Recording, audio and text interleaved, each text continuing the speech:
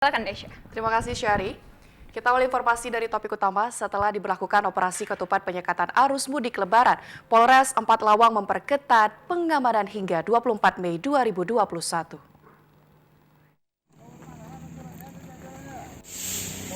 Pihak kepolisian Polres Empat Lawang memperpanjang aturan dengan pemberlakuan operasi kegiatan rutin yang ditingkatkan hingga 24 Mei nanti. Pemberlakuan operasi kegiatan rutin yang ditingkatkan tidak jauh berbeda dengan aturan sebelumnya.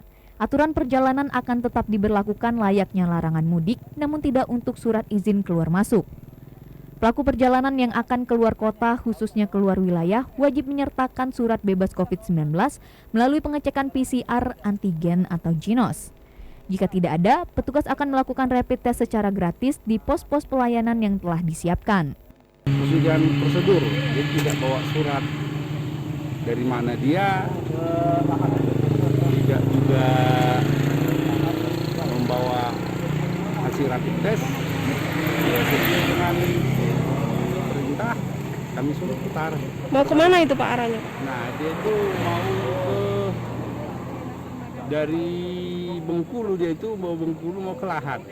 Bagi pelaku perjalanan yang positif COVID-19, maka harus putar balik ke lokasi karantina terdekat. Dari Kabupaten Empat Lawang, Diah Anggraini melaporkan.